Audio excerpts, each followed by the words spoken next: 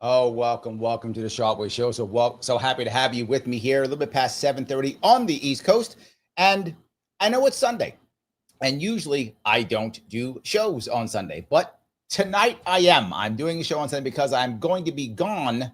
I'm going to be gone for a couple of days next week. So I thought, let me throw a couple extra shows out here so that people don't completely forget who I am while I'm gone, because some of you just might. I hope you won't. But yes, I'm here, and a lot of people have been sending me a lot of things to check, and I'm falling behind on all the things. I know I did ask for a bunch, and you guys did not disappoint. You send me many things for me to respond to. When I first asked for things for me to review or respond to, I didn't get much of a push at all. I probably like one or two things. That was it. And then after someone saw me do it, I guess, everyone was like, oh, he does it. And I got flooded, which is wonderful. Not complaining. Happy. Please don't stop. It just means that for those of you who see it, understand it becomes challenging to get to all of them. I'm on my way. I'm doing it to the best of my ability. And I'm also trying to make sure I still do cover things that are on the news and things like that. I am trying to make that happen to the best of my ability. So anyway, that's why I'm doing another show tonight, because I want to get to some of those that I probably should have gotten or needed to get to. And this was one sent to me, and is from a page called Philosophy Coded. And it talks about the idea of, are humans just stupid? I know it sounds funny, but no, it's the concept. And it talks, the reason why I liked it is it talks a lot about the things that I talk about, how humans react, what humans do, what people do.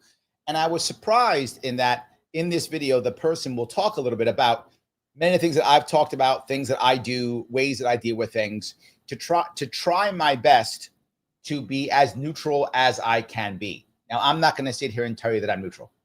Nobody is. What I always say is I try my best to be as neutral as I can be. That's true. I try to be as neutral as I can be. That's accurate. Am I neutral? No, of course not. No, none of us are. But I also try that even when I don't like something, even when I think something's bad or wrong, it doesn't mean that I don't want to understand it. And in my view, understanding is critical. It is absolutely critical that we understand. Otherwise, how do we move forward? We just can't. So if I could, let me ask you before we make one more step, if you know it's going to be good, and you know it is gonna, please click on you know what, that special button known as Lima, India, Kilo, Echo. I ask you because that gets people to see it. More people move through with it. Also, share or repost it if you can. So please share it in some other Facebook page, Facebook post, on X, on YouTube, whatever the case may be. Please do that if you can. It does matter. Remember, as we go through this, if you want to get your comments to the front, you can always super chat me on YouTube or rant me on Rumble. Goes right to the front if you want to, please. And membership, always appreciate memberships. We can get them. Every member does count. $49 for members does help tremendously. Every single time we do it, the more time I will then spend doing this. And I can do maybe 7 shows a week, or even 8. I would love to. Maybe I'll become like that guy Hassan. I do like a 9-hour show or so. Maybe I'll become like Mike. It's like 12-hour shows. I do that. Maybe I'll give Mike a run for his money. I'll start doing 12-hour shows. Maybe we'll do that. We'll see. So get more members and we're good. And thank you, Rick. Becomes a member for 5 months, my friend. Thank you. If people aren't going to wake up, please stop entertaining nightmares. Maybe we can get them to wake up, Rick. Right? And if we share this more, click that like button, more people will see it. Maybe we can. Peace. Thank you for the 99 cents, my friend. Yes, please. Every little bit counts. Thank you so much. I appreciate it. Yes, 100%. All right, let me grab a couple of this. Oh, hold on. Joel over on Rumble says, a movie quote, a person is smart, people are dumb, panicky, dangerous animals. Agent K. Yes. Yes. I think we know that's from. But no, the thing to remember is I've always said that people are the opposite of insects. Hear me out. An individual insect is kind of silly and dumb, doesn't know anything, right? Just falls apart. Individual insect.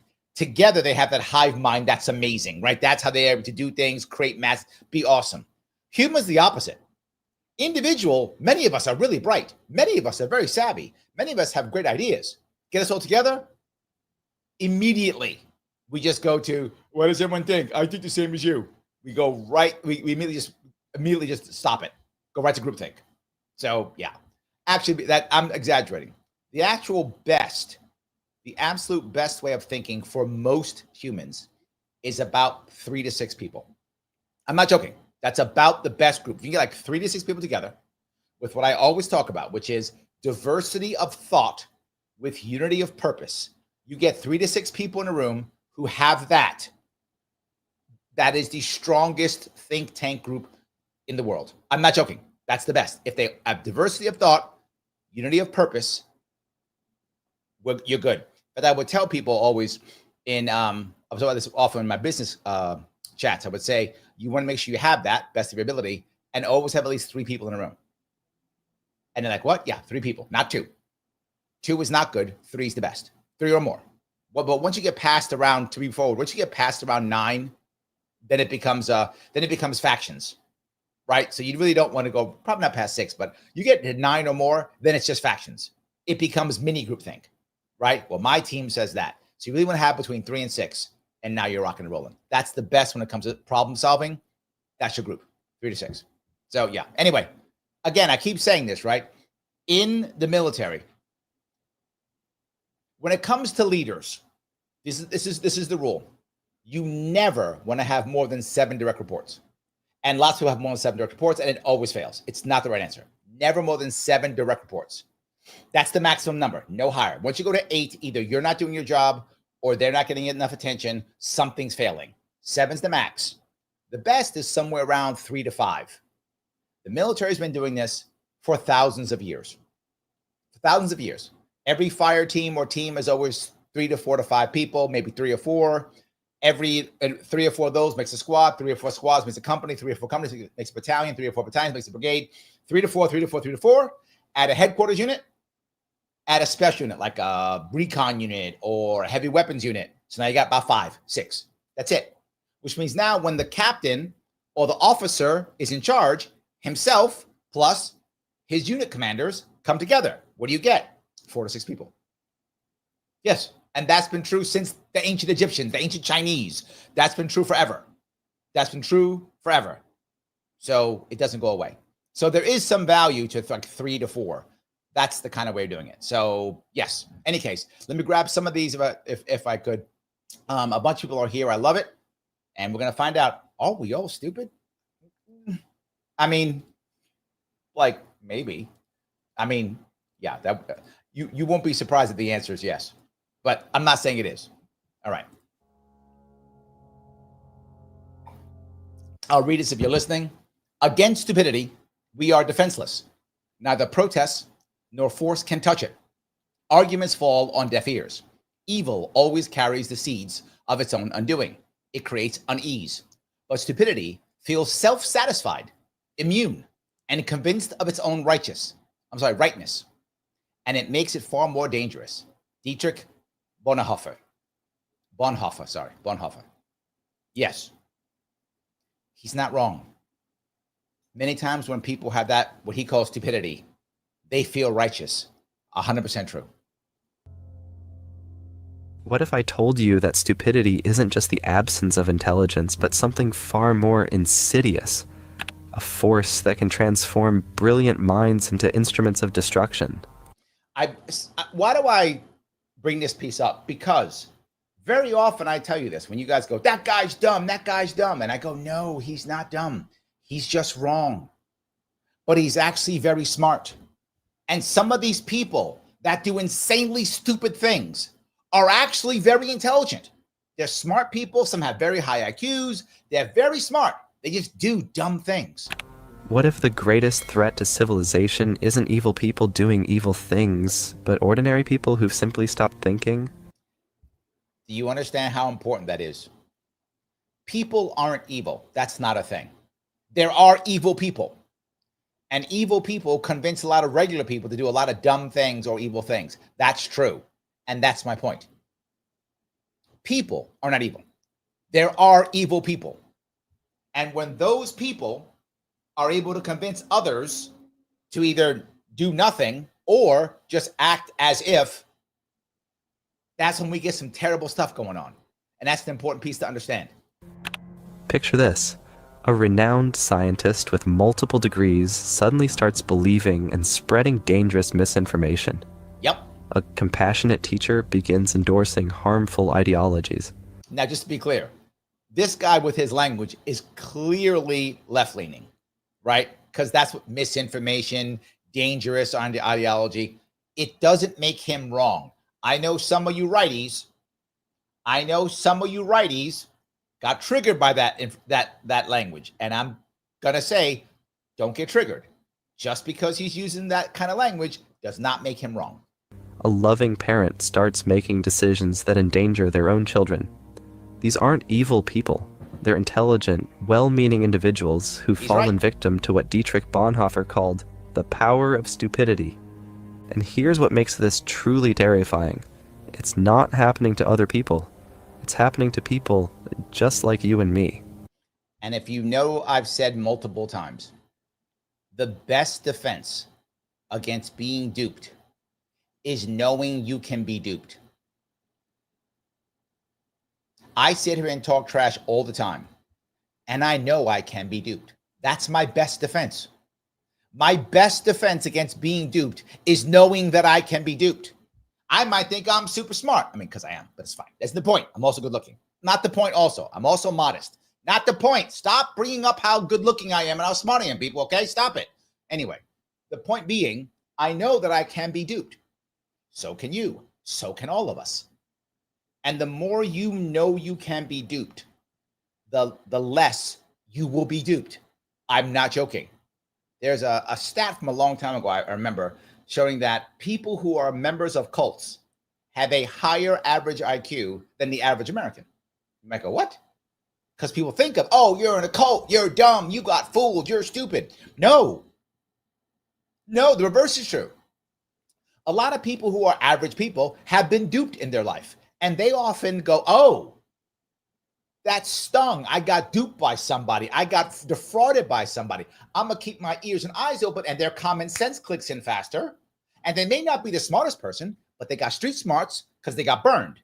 So like, okay, now I'm watching. So they actually don't get duped again. They might get duped the first time, not again, because now the street smarts kick in. Now they got burned, but the person who's smart thinks, you can't get me. You can't get me. So they get got. That's how that works. This isn't just philosophical speculation. In 1961, Stanley Mgram conducted his infamous obedience experiments at Yale University. Ordinary volunteers were instructed by an authority figure to administer what they believed were increasingly painful electric shocks to another person. Now, this is a relatively famous, famous is the wrong word, a relatively popular, well-known, maybe it's a better word, a relatively well-known experiment. And it was put up in a book called Influence, Science, and Practice by Dr. Robert Cialdini. If any of you care about influence at all and you enjoy it, want to read about it, that is the first book for you to read. Influence, Science, and Practice by Dr. Robert Cialdini. Cialdini is spelled the Italian way, Cialdini. That book is the book to read to begin your journey on influence if you care about that kind of thing. He's brilliant. University of Arizona, I think, if not mistaken. Never met him. I've met a bunch of influence guys, Kevin Hogan, Mark Goulston. I've met a bunch of influence guys. Him I've never met, but he is brilliant, and his books are great. And the last I checked, it was in its 5th edition. It's probably now in its like 10th edition by now. It came out in the 80s, late 80s, early 90s, something like that. So he deals with the 5 laws of influence.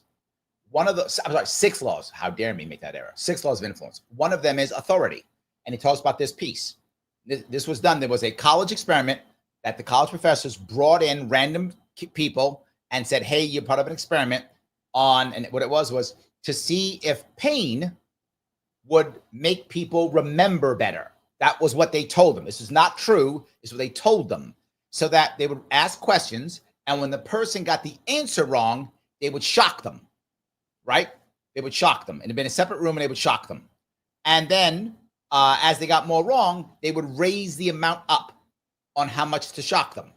And at one point, you shock them till the person doesn't move anymore. I'm not joking. And they tested whether it was a person telling them, just a gal just talking, or a guy wearing a white coat, like a laboratory coat, a symbol of authority. And the people, when it was like some guy like me going, do it again, would go, no, I'm not stop. No, I'm not going to shock this guy to death. No, they would stop. They would actually stop. Put on a white coat, they would shock the guy to death. Now, of course, the on the side was an actor. There was no shock. Nobody was dying. It was an actor, obviously.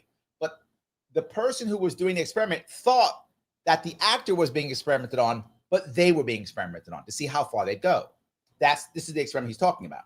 It's very well known. It's in that book from years ago.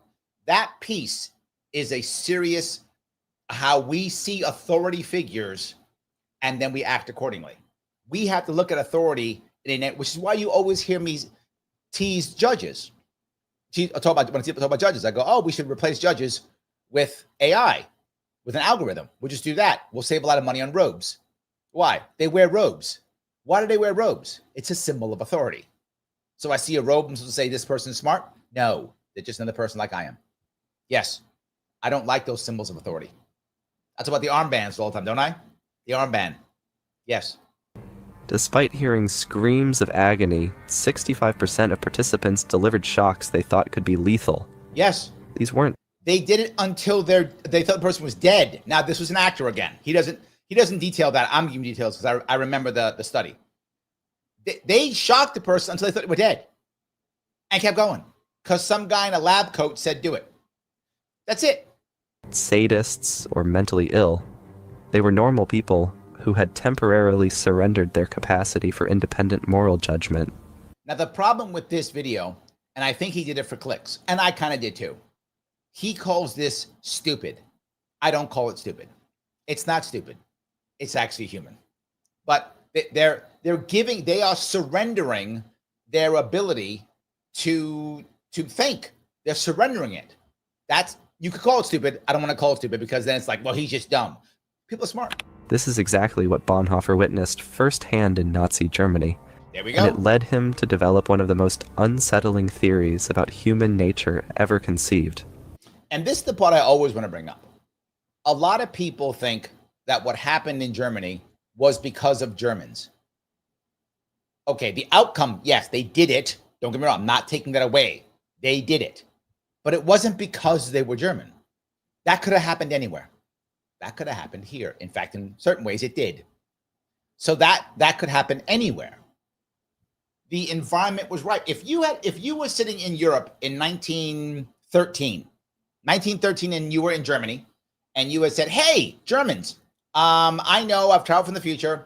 30 years from now, you're going to be systematically rounding up your Jewish population and mass murdering them. They would have laughed you out of the room. They said, what? Are you kidding me? This is Germany. We have Einstein. Stop. We have Jung. Stop. That's never going to happen. What's wrong with you? That's never going to happen. You're insane. They would have thought that. And they wouldn't have been lying to you. They would have thought that was crazy. In fact, if you had asked other people, if you went to friends and said, hey, 30 years from now, the Germans are going to be systematically rounding up the Jewish population and mass murdering them. The French were like, stop. Maybe the Russians, maybe. That's what they would have thought. They might have thought the Russians were going to do that. But they would have never thought the Germans would have done that. That would have been crazy if you did think of 1913. Yet, 30 years later, literally happening. It wasn't because they were German. It was because they were human in that exact situation. But before we dive deeper, I have to ask, have you ever found yourself believing something simply because everyone around you believed it too? I did. Keep that question in mind as we explore what might be one of the most important psychological insights of the modern era. The man who stared into Dietrich the abyss. Bonhoeffer wasn't your typical philosopher sitting in an ivory tower, pondering abstract ideas. He was a German Lutheran pastor who watched his entire society transform before his eyes. Born in 1906 into an intellectual family, his father was a prominent psychiatrist and neurologist. Bonhoeffer had every reason to believe in the power of education and rational discourse. Yes. But as the Nazi Party rose to power, Bonhoeffer witnessed something that shattered his faith in human rationality. He watched as his fellow Germans, educated, cultured, religious people. And I want to be clear. The Germans were all of that. educated, cultured, and religious. Many of them still to this day are. Yes. Nobody would have believed that to be true in 1913. Clearly, that was incorrect. Began supporting policies and leaders that contradicted everything they claimed to believe. These weren't ignorant masses being manipulated by clever propaganda. Well, they kind of were manipulated by propaganda. That part's true. They weren't ignorant masses. Germany was not ignorant at that part. They were a very highly educated population, but the propaganda party's wrong on that. There was lots of propaganda. These were professors, doctors, True. clergy members, and intellectuals who were actively participating in their own intellectual surrender. This is what you see happening in America today, right? You see it happening in our own colleges. You see it happening in our own colleges. Let me grab some of these. Rick says yes to all of it. He says, are we stupid, ignorant, or something else? He's like, yes, yes, yes. Oh, we're all of the things. There we go. I love it. There we go. I love that. So Rick says, I always miss the bulk of weekend shows because Friday, Saturday, and Sunday evenings is game time. No, I get it. I just wanted to do this because of my time. So I appreciate you showing me. I appreciate that. Yes. Kentucky's here. Thank you. She says something else. And hey, all. There we go. Patty says, I'm going with undereducated and foolhardy. Oh, I like that. What fools these mortals be? Puck, A Midsummer Night's Dream, Shakespeare. Very nice. I like that. I love that. All right. So Peace wants to fight, Lunatic. He says, are you calling me stupid? Take it outside. Let's do it. I'll teach you. There it is. I love that. Mike said, Mike Voss is in house. I thought he'd be doing his 9-hour show. I'm glad you joined me. Thank you. Yes. The answer is indoctrinated. Yes, but, and this is my point. How, and I think he covers this here, right? How do you get yourself indoctrinated when people are savvy, when some people are smart? Yes. Yes. How does that happen? I don't think it's as easy as people think, but it's easier than some people would think. So yes, there we go. Hey, Zeus is here. Let's go. Was hoping you'd be on today. Happy Sunday, everyone. Yes, I am. Absolutely. Kinsugi's like, I'd forget you. He's like, Larry who? I know. That's why I'm here. Or you guys forget who I am. Like, I don't know who that guy is. Whatever. Larry what? I don't know. I know it's going to happen. That's what I'm talking about. Yes, 100%. So Mike says, some people absolutely are. Social Darwinism is real. Some are, that's true, but not most. Kinsugi says, humans are spiritually bankrupt. Here's the issue, Kinsugi, with this. I think societies can be, not humans. And hear me out when I say this. The more we worship the wrong things, the more we prioritize the wrong things, groupthink makes people think certain ways. And if we don't have a closeness, I just recently saw, where did I see this? I just saw a short, maybe it was YouTube, where I forgot the guy's name, the guy who used to run Singapore, the founder of modern day Singapore. He was doing an interview on PBS. This is many years ago, maybe 20 years ago. And he was talking about the difference between China and America. And he's ethnically Chinese. He's Singaporean, but ethnically Chinese. And he was talking about how China is very different from America. And he says, America, everyone came to America. There's a whole, we worship individual people who are great, blah, blah, blah. He goes, in China, it's different. He says, we have survived 4,000 or 5,000 years and still survived as a people, as a nation, as an ethnic group. We haven't gone away. We're still here. And through famine and war and death and ups and downs and colonization and being an empire and everything up and down. And he says the reason why is in China, there is something more than the individual and something smaller than government. So it's not government, it's not individual. Governments fall, individuals fall, but the community is what holds you together. The family, the clan. He called it the clan. That was his word. The clan, which I would say extended family, but the clan kept us together. If you rely on your clan, Kintsugi, if we believe in our communities, I don't think we become spiritually bankrupt. It's when we don't rely on them anymore. It's when we think because he said it, and it's the same thing I say. He said, when your community or your clan supports you, you want to give back to your community and clan because they support you. You want to support them. You pay it forward. Well, we don't have community here. We have, I deserve my rights. I'm entitled. Well, I don't want to give back to that because I deserve it. Why? I was born. Well, I was born here. So I deserve my entitlement. Give me. Well, I'm not giving back to that. Why should I? But if my community gives to me, I'm going to give back. How do I know this? As I've been talking about last night, the Amish. Yeah, I'm going to come. When your house burned down, Kim Tsugi, I'm going to come help fix it. Why? Because when mine burned down, you came and helped me. So yeah, I'm going to come help you. Right? When my kid was sick, you came over and helped out. So now when your kid's sick, I'm going to come over and help out. Of course. That's how that works in communities. So my pushback to this is not humans, but communities can be, groups can be. I think humans tend to follow that. That's what I think. Yes.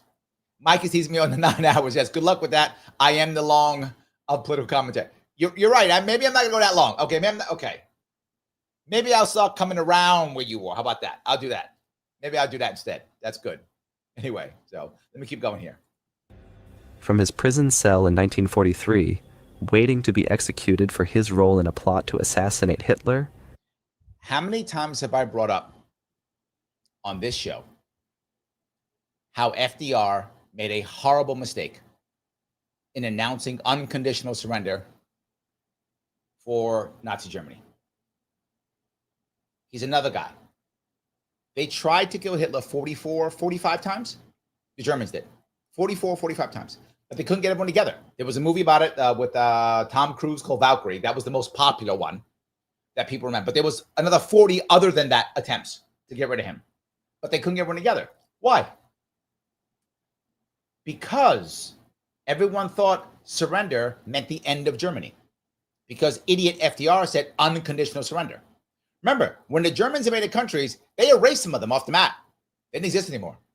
After World War I, countries were made out of nowhere. Poland didn't exist until after World War I. Czechoslovakia didn't exist. But they made countries, got rid of them. So Germany thought, oh, if we surrender, it'll be worse than last time. Because it was horrible. That's what World War II happened because of World War I, because we were so mean and horrible to them. They thought, we surrender now, we're not going to exist. We'll just keep fighting. We'll just keep fighting. Why? I've said this before. If I'm fighting, I'm a Marine, and I'm at war, and I think if I lose, America's not going to exist, I'm never surrendering. Never. You're going to pull my dead body out of a trench. I'm never surrendering. Of course. Why would I? If I believed my country was going to be gone? Nope. I'm not surrendering ever. Doesn't matter what you say. Doesn't matter. And I think that's a piece here that we screwed up. Another guy who imagine if we had not said, I'm going to surrender, said, give us the top Nazis. We're going to keep fighting still. Like, we're not going to stop fighting. We're still fighting, right? But if you guys decide that you don't want to be Nazis anymore, and you want to give us all your top Nazis, we'll talk peace. We will have conversations. We will talk. We're not going to stop fighting, but we'll talk about peace. Give us the top Nazis and we'll talk about peace. We will have the conversation. We will. And they'd be like, oh, so maybe Germany can still exist? Yeah, Germany can exist. It exists now. We weren't going to destroy Germany. They didn't know that. Well, Germany can exist, but you're going to pay a bunch and we're going to cut you up. You're not going to have a military, but you'll exist. You will exist as a nation still. Give us all the top guys. We want them all. You know what happened? They would have given all. How do I know that? Because after World War I, what happened in World War I? They surrendered the Kaiser. The Kaiser ended. The Imperial Germany failed. The Kaiser was abdicated and retired in the Netherlands. And the Germans surrendered without losing on the battlefield. They did surrender. And then we stabbed them in the back and treated them horribly. And they went, we're never surrendering again.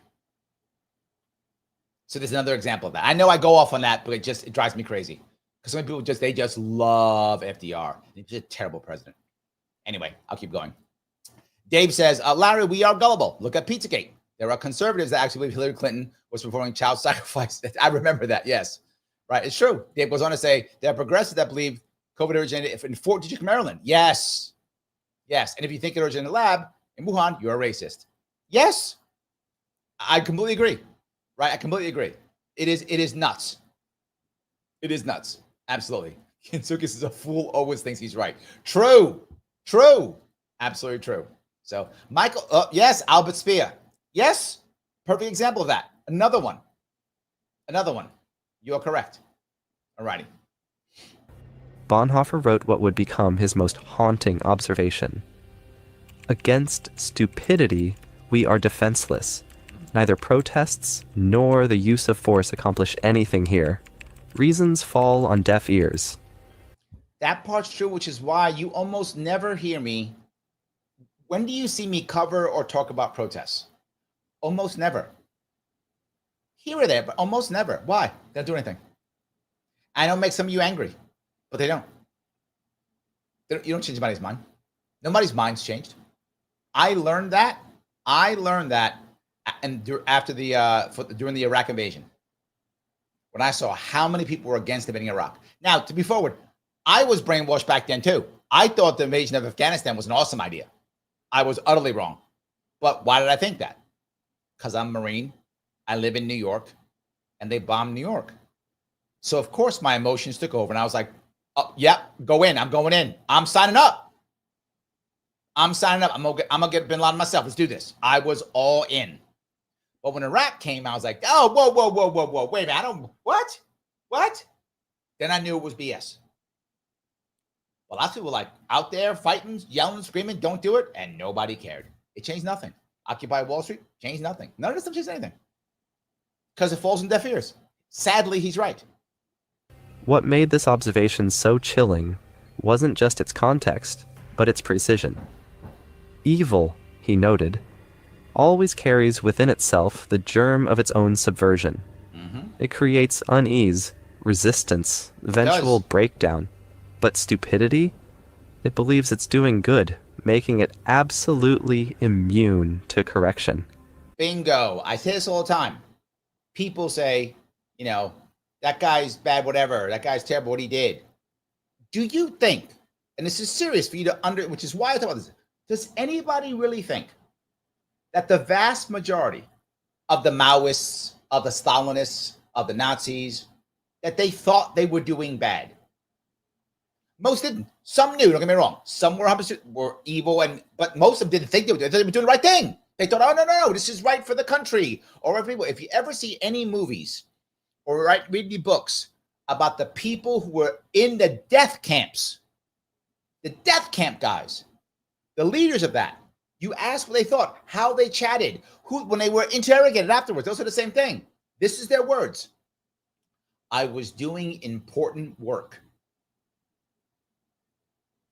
They believed their horrible things were important work.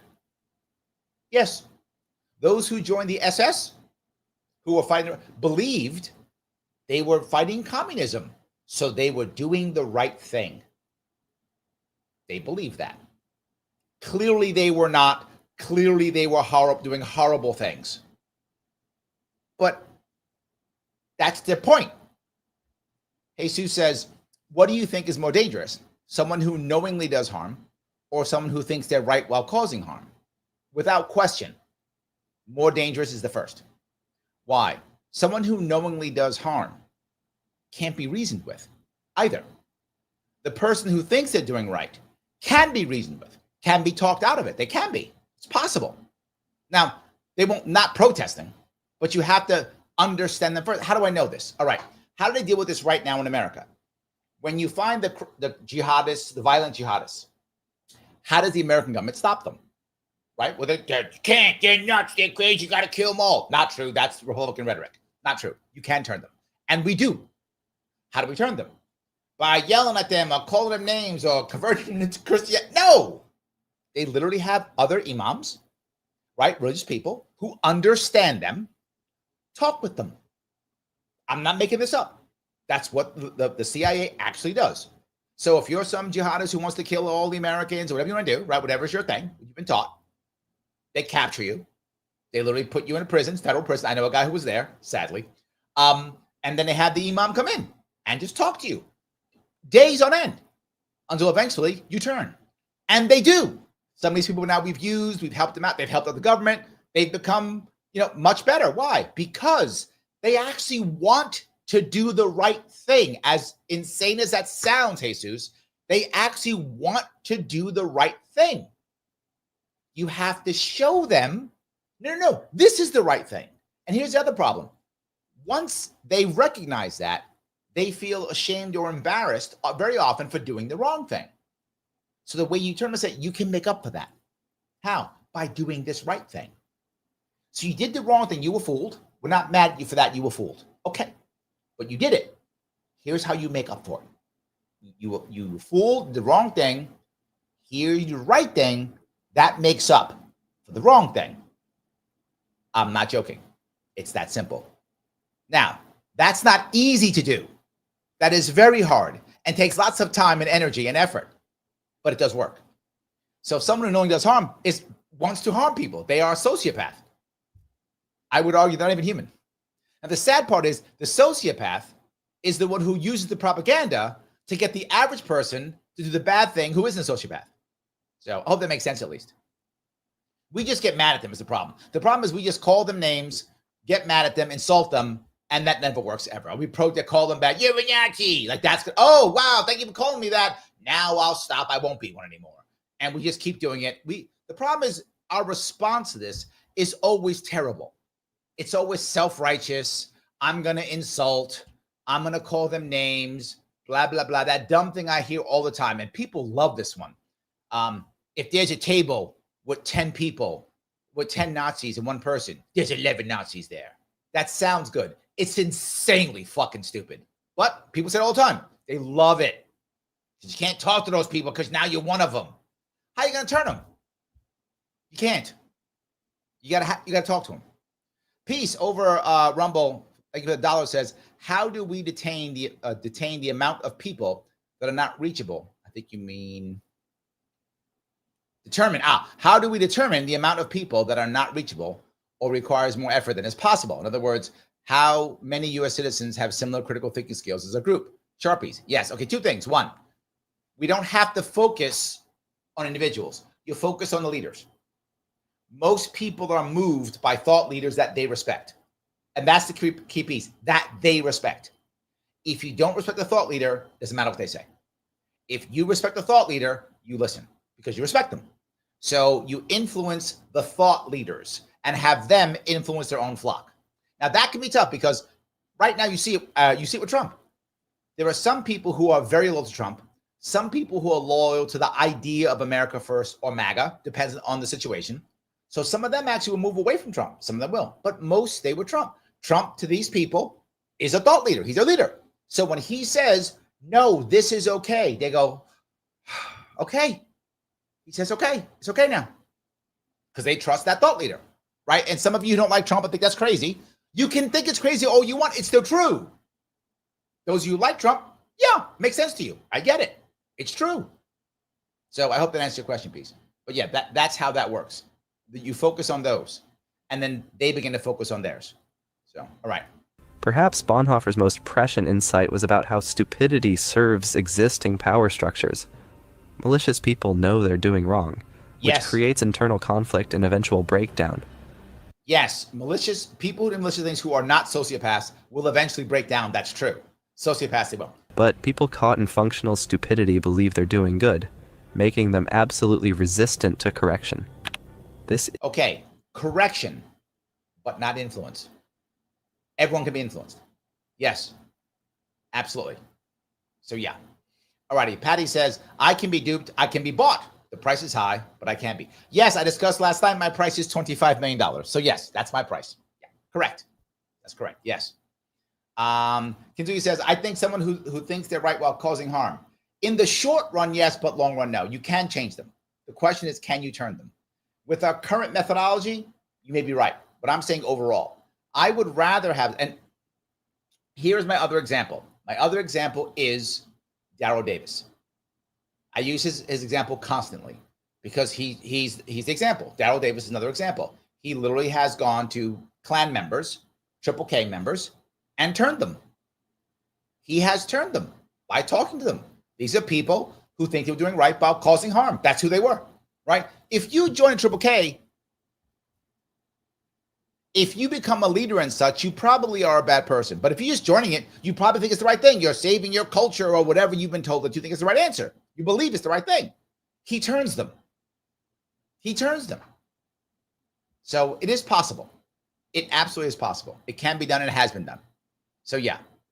All right, let me keep going down here again. Patty says, I saw an experiment. It was a waiting room and a buzzer went off. Everyone stood up. The new person confused, but eventually stood up with everyone. No one knew why. Yes. There's that one, the chimpanzees and the banana, if I remember it right. In this case, Patty, there's a group of chimpanzees together in a room, and then they lower a banana down. And then when a chimpanzee goes to grab the banana, the floor is shocked, and all the chimps are shocked. So when that happens, now when one chimp goes to get a banana, the other chimps pull him down and don't let him get the banana because they're going to get shocked. Right? They did it a couple times, so now no one can do it. So now what happens is they start rotating the chimps out. And they don't shock anybody anymore. They don't shock the chimps anymore. They start rotating chimps out one at a time. New chimp, old chimp was out. And so when the new chimp comes in and goes, oh, banana, goes for it, they all pull him down. Of course, because they're going to get shocked, so they all pull him down. Well, now they start rotating chimps out. So eventually, none of the chimps have been shocked because they're all new. No chimp can get the banana because they're all pulling down. Yes, happens all the time. That's how it works. Yes. So, peace over on Rumble talking about the prisoners experiment. Yes, they had to cancel it. They did a movie about it. Forgot what they called it. Stanford, was it? I think it was Stanford. They did a movie about it. And for those who don't know, they grabbed random people, college students, and made them guards and prisoners and put them in a situation where they had to act as guards and prisoners. And they were terrible to each other. So bad they had to stop the experiment. They couldn't finish it. They couldn't finish the weekend because they all went to groupthink. Guards. The guards started becoming cruel. The prisoners started rebelling, and they were just made up. These were just college students. Yeah. So very interesting piece. I'm glad you remember that one. That's kind of cool. Isn't accidental. Those in power don't need to actively suppress information anymore. Yep. They just need to create conditions where processing information honestly becomes prohibitively difficult. Yes. When Bonhoeffer used the word stupidity, he wasn't talking about low IQ or... And that's why I'm worried about the stupid name, because he wasn't talking about what we normally think of as stupid. Right? Yes. lack of education. He was describing something far more complex, what we might call functional stupidity or willful ignorance. I like willful In his ignorance. letters from prison, he explained, "The fact that the stupid person is often stubborn must not blind us to the fact that he is not independent. In conversation with him, one virtually feels that one is dealing not at all with him as a person, but with slogans, catchwords, and the like that have taken possession of him." Now, why do I bring that up? Because I tell you all the time when you're talking to certain people, how they all act, don't I? They'll use these buzzwords. That's what it means, slogans and catchwords. He's part of it. Misinformation, dangerous ideas. He's part of it, right? Same thing. You see it constantly. They hate us because we're free. Same catchphrase, slogans. That's a common thing. You see it everywhere. We have it in America too. So yeah, it's like, you know what they're going to say because that's what they all say. I hear the words. I know where they are. I know where they stand perfectly. What I always say, the left dismisses, the right distracts. Same concept. I know who they are by that. Hey, Sue, thank you for the $5. What about the people that are forced to do evil things? The ones that were occupied and have very little choice, like Band of Bros when they shaved heads. Yeah, there's the other piece, right? I think you look at a German population in this case, right? Look at the French population once they're conquered. Maybe give you a better choice. There's a book. There's a book called, I think it's called The Forgotten Soldier by Guy Sayer.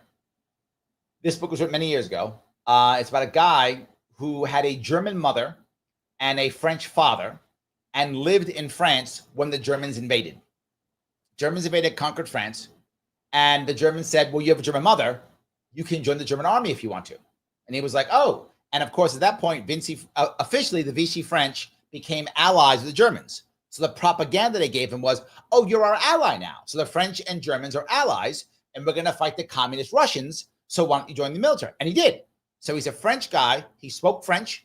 German was his second language. His father was French. His mother was German. He joined the German army and fought in Russia.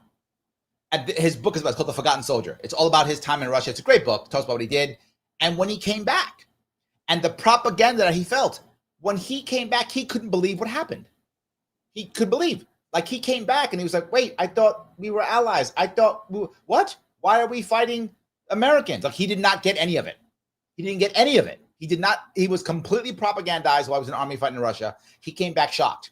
In fact, he came back to Berlin on leave to meet a girl he was trying to be with. And a lot of it was the end of the war, 45. All the Germans are deserting left and right. Nobody wanted to surrender to the Russians. So he escaped to the West to go towards France to surrender to the Americans. So he surrendered to the Americans. And when he surrendered to the Americans, they couldn't understand what he had done. To your point, Jesus, they're like, you're French. Why did you fight the German army? They were like upset with him. Like, what's wrong with you? And he's like, no, we were allies. He's like, no, they invaded your country, dude. What's wrong with you? He's like, no, my mother's German. We were allies. Like he did not get it. In fact, he was speaking German the entire time. So he came home to France and was speaking German because he was in the German army for so many years. It's an interesting story, but to your point, do you count that guy as a bad guy? He was propagandized. He was occupied. Now, say you're a young woman. You don't get to join the military, but now you're struggling here in France. And here comes some German soldiers. And the German soldiers say, hey, be my girlfriend. It's nice if you're a German soldier's girlfriend. You get all kind of good things. And the women go, okay. And they become German girlfriends. Well, all those people they were all terrible, right? Because they were sleeping with German soldiers. But if you were a woman who was struggling, maybe your husband, boyfriend, brother is in some German prison camp someplace. You got to eat. Do you blame her? The French did. But I mean, I could see how someone would say, well, what? Okay, you're invaded by the Germans in Poland. And they say, you're in charge of the camp. You got, I'm in charge of the camp. Okay, you're in the camp then. Oh, no, I'm in charge of the camp. So you have two choices. You're in the camp or you're in charge of the camp. If you're a Pole and the Germans give you two choices, go in the camp or be in charge of the camp, what choice do you have? Do you just go in the camp? Now, of course, the bad part is when you lose, they're going to say you're the bad guy. You're the camp commandant, whatever. You're working in the camp, of course. So I think it's a terrible spot to be in. And humans put ourselves in those kind of spots, and the sad part is we have almost no empathy for these people at all. And we should have empathy at least. And we often don't. So thank you for that point. But yeah, I think when you're put in a spot where, as you hear me say always, desperate people do desperate things. So I hope it makes sense at least. So, all righty, let me keep going down here if I can. Rocket Man Rocky Matrix says, majority of the world gives most Americans a bum rap for being stupid and know nothing about the world. Yeah, a lot of them do feel that, but some of them are true.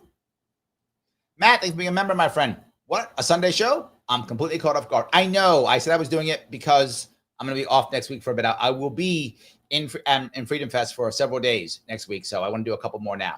So yeah. Here's what made Bonhoeffer's theory so revolutionary.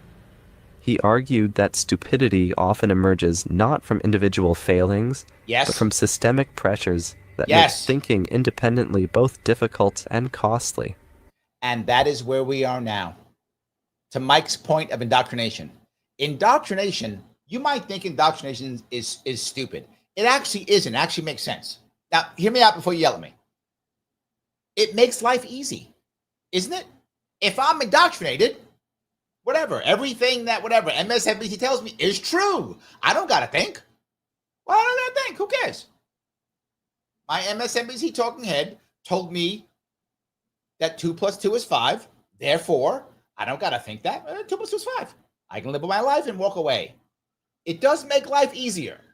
That's all I'm saying. I'm not saying it's right. So you can understand how it makes things easier. It absolutely does. So, yeah. All righty. All right. Michael's going to say, any invasion doesn't take ground is a waste of time. True. Though I was ready to go in 2001. Me too, brother. You and me both. You and me both. Yes. Kim says, Occupy Wall Street was a waste of tents. True. Absolutely true. Yes. Absolutely. All righty. Let's see here. Dave says, Larry, some SS members probably thought they were doing God's work. That's when stupidity, ignorance, and gullibility become dangerous. True. You're right. Look, for those of you who don't know this, talk about God's work, literally on the button, right? On the belt buckle of the German soldiers was Gott mit uns, which means God is with us. That was on the German, the Wehrmacht, the military. It was literally on their belt buckle. So yeah, a lot of them thought that. A lot of them did. The truth is, our economic systems actively incentivize intellectual shortcuts. Social media platforms make billions when users react emotionally rather than think critically. News outlets get more clicks with outrage than nuance.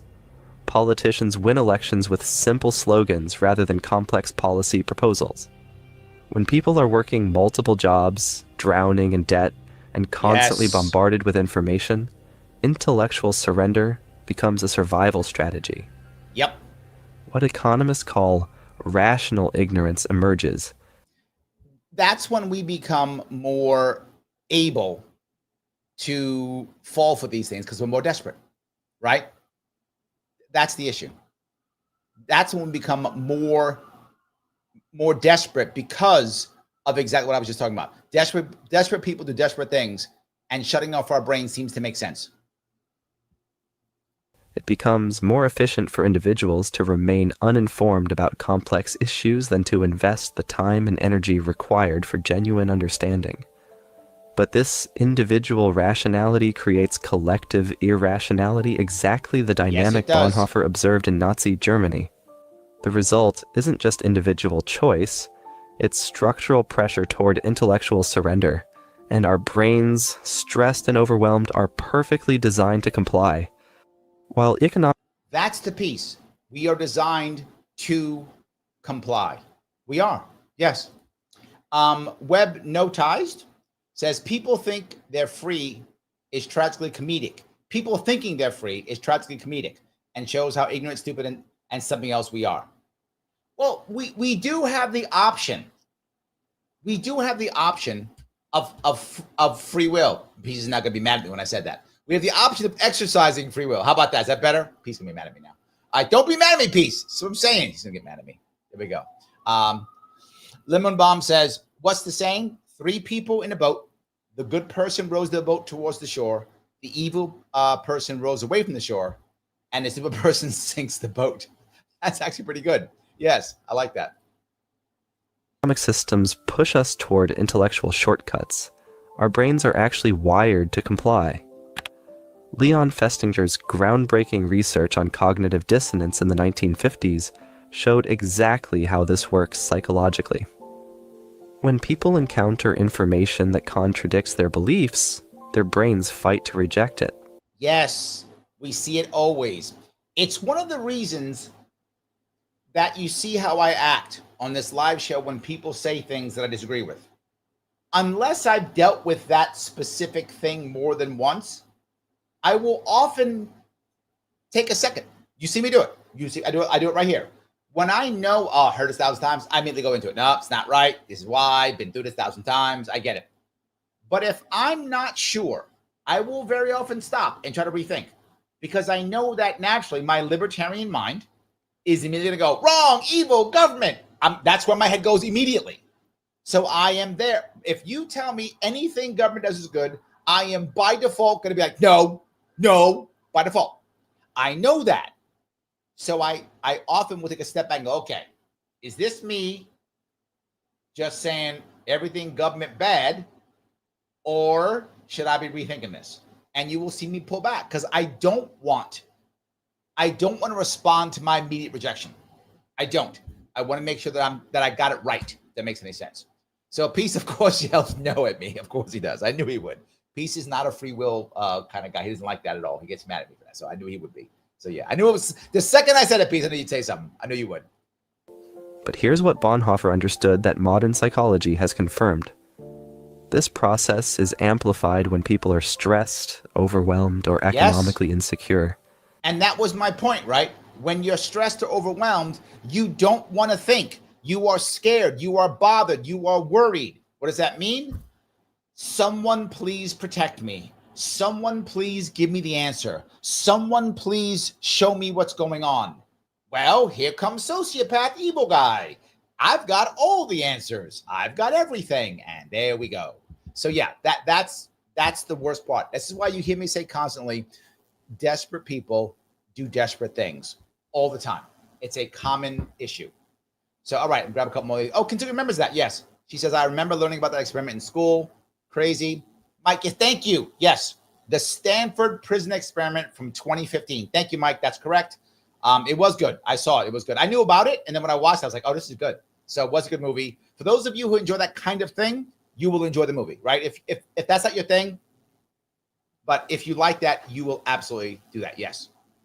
Liberty Lady says, in my opinion, blind loyalty to people and not being able to use common sense to see how their idol, politician, actor, actress, favorite WWE wrestler, are or act in real life. Stop putting these people on pedestals. You know what? I worry about that too, Liberty Lady. And the thing I would ask anyone is twofold. One, never think somebody's perfect anyway, right?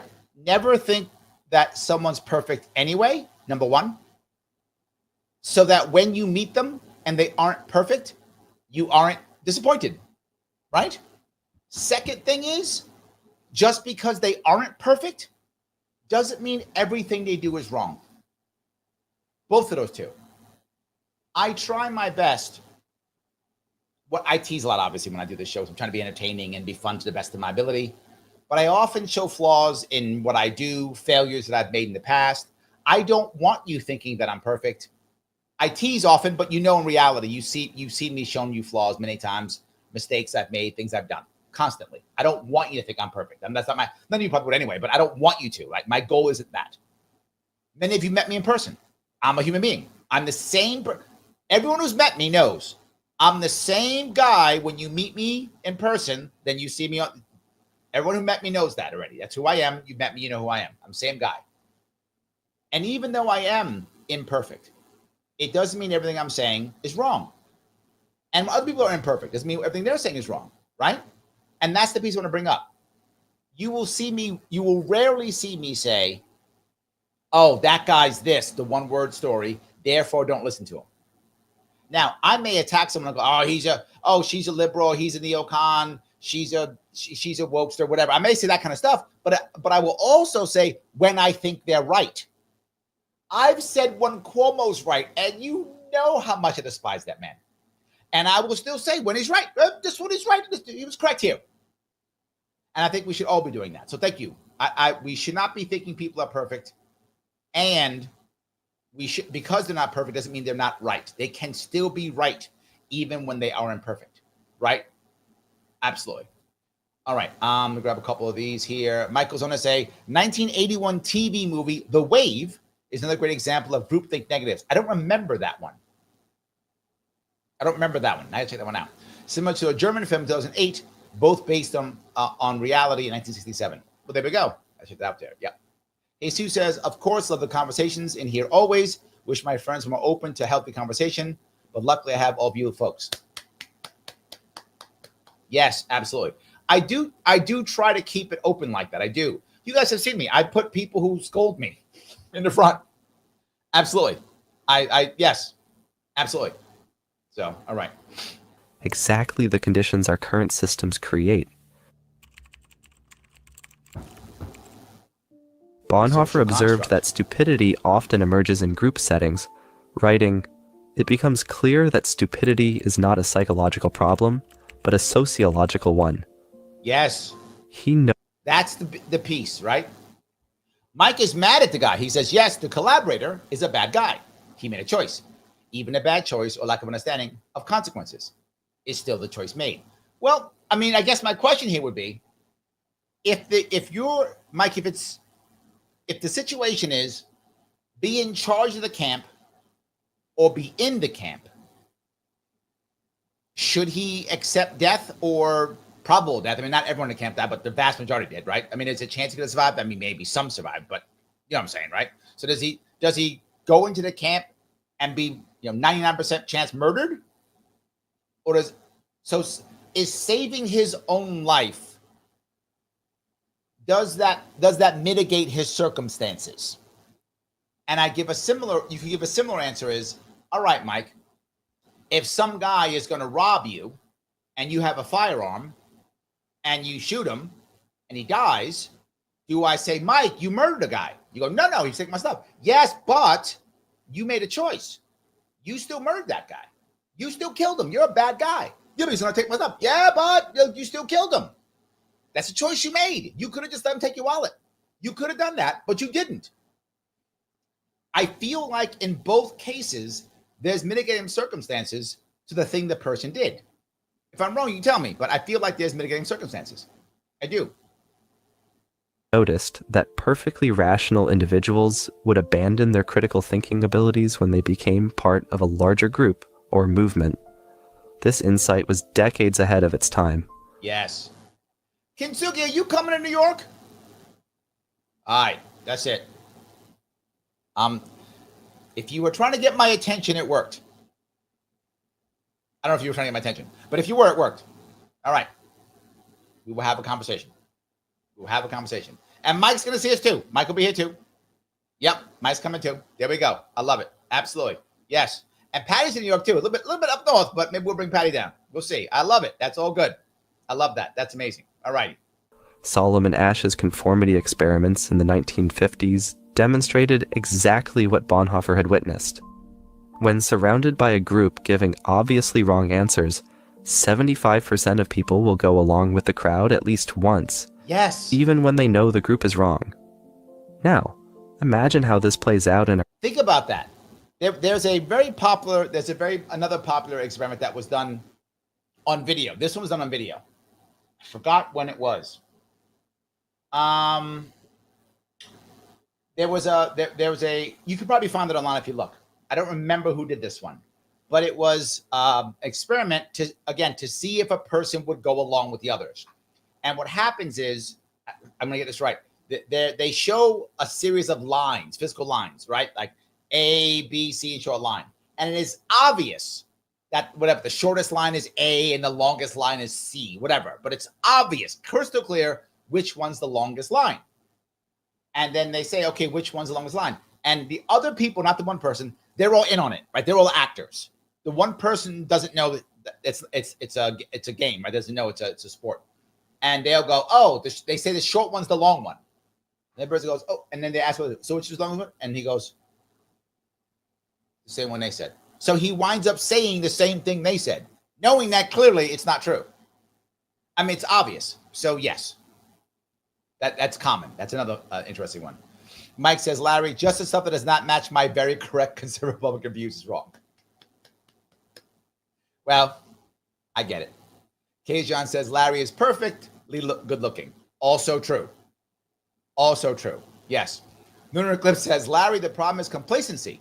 Dumbing down of Americans with divide and conquer by globalists who want to keep ripping us dry through unfettered immigration and trade. There's a lot of truth to that, which I don't like, but doesn't make it not true, but I don't like. But the complacency thing, I'm gonna shift a bit if I can with that word. It isn't complacency. It is okay. I want to make a shift if I can with this. I want to make a nuance. There we go. Make a nuance, and that is, you see that picture you see right now of everybody that he put it on the phones. We're almost being mollified.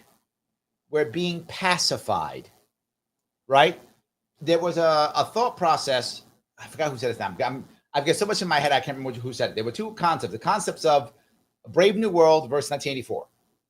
That in the future, they would take us over, the globalists, to your point, would take us over, or the leaders take us over, either through 1984 style, which is pain and punishment and prisons, or the Brave New World type, through drugs and pacification and feel good.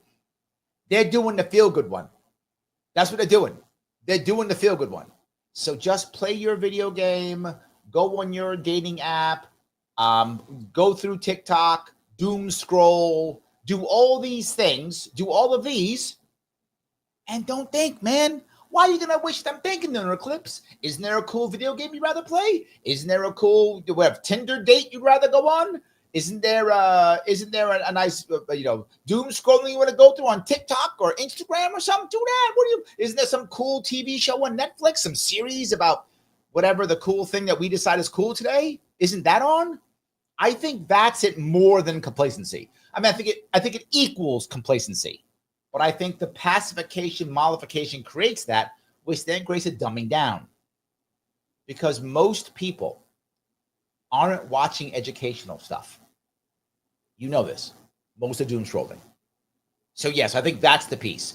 And then of course now you have the algorithms who create divide and conquer. True, totally right. So I just think that's you do that. Meanwhile, no one pays attention that 20 million immigrants came over. Why do you care about that? Go on TikTok. Shh, be quiet. Go on TikTok. Nothing happened. Nothing to see here at the border. Go on TikTok. Go on TikTok. I'm with you. I think I would nuance it, but I think you're correct. So peace, thank you over on Rumble. It's an overload of conflicting information that causes the brain to give up. Yes. So peace, to your point, I can't watch MSNBC because Fox tells me the opposite. I can't watch Fox because MSNBC tells me the opposite. I can't watch Matt Walsh because Sam Cedar tells me the opposite. I can't watch Sam Cedar because Matt Walsh tells me the opposite. Too much. I don't want to think. It's too much. So don't watch Larry Sharpe. That's your answer right there. See that? That's your answer. So, all righty. Let me walk down a bit more of these roads. And Garrett coming in hot, my friend. Thank you so much. Garrett gifting 5 Sharpeway memberships. Guys, grab the Sharpeway memberships if you can. Remember our rule. We have a new rule. And what the old rule was, we now have a new rule. The new rule is if you're getting paid $20 million as a consultant, you may not take Garrett's Sharpeway memberships. If you got paid less than $20 million as a consultant, you can. But if you got paid $20 million as a consultant, you may not take any free memberships. Pay to 49. Stop being cheap. You make $20 million. Stop. Right? But if you made less than $20 million, you may take one of his memberships. Please enjoy. Go ahead. That's our rule. Used to be $2 million a month. That has changed. Now it's $20 million flat. That's it. That's how that works. If you got $20 million, you meant to. And he comes in with 10 more. 15 Sharpeway memberships. Please grab them while they're hot. Remember, if you make $20 million, don't take it. Pay to 49. Don't be cheap if you make $20 million. All right. If you didn't make $20 million, it's fine. Take it. No worries at all. Thank you for that, Garrett. I appreciate you are the man. I appreciate your support tremendously. You are awesome. I love that. Matt says, I like 1984 better than Brave New World. I did too. I prefer 1984. I did. But I think we're not going down that road. We're on Brave New World with AI and now they're going to be, before you know it, making us all pretty with our AI avatars. Yeah, we're going there. So yes. So, alrighty. Our digital age. Social media algorithms create echo chambers that make this transformation easier than ever. A 2018 study by MIT researchers found that false information spreads 6 times faster than true information on social platforms. Yep. But here's the crucial insight. It's because false information often feels more emotionally satisfying than complex truths. This is true. When someone shares misinformation that confirms their worldview. Now, I know he's using the words. I hate those words. But go past that. He is saying things that make sense. That's all. He's saying things that make sense. They're participating in a system that rewards intellectual shortcuts over careful analysis. True. The algorithm feeds them more of the same, creating echo chambers that act like intellectual quicksand. If you remember, I tell you often, I have multiple accounts because each of them has a separate algorithm. That's how I'm able to see stuff. And you might go, how can you see this? But more importantly, I'm very lucky in this regard. And I said I'm fortunate because I have you guys. I'm not joking when I say that. I'm serious. You guys send me so much stuff that I would have never seen. Sometimes I don't even have to look at the news because I'll get people sending me stuff, texting me stuff, sending me stuff. And my team's awesome too. They'll see it and go, did you see this? Did you see that? Did you see this? Did you see that? They'll send me stuff. I'm very lucky that I have that. So it does open my eyes to stuff. Someone sent me this. Someone sent me this. I didn't see this. Someone sent this to me. Right? So I'm lucky. I got to see this because somebody sent this to me. I'm very lucky. Have you ever noticed how your social media feed seems to show you exactly what you want to see? Yeah, it does. That's not an accident. It's the architecture of chosen ignorance in action. We see this pattern play out repeatedly throughout history. The Salem witch trials weren't conducted by evil people, but by True. God-fearing community members who genuinely believed they were protecting their neighbors. Yep. The Red Scare of the 1950s wasn't driven by malicious actors, but by patriotic Americans who sincerely thought they were defending democracy. But in both cases, he is correct. But in both cases, the leaders didn't all think that.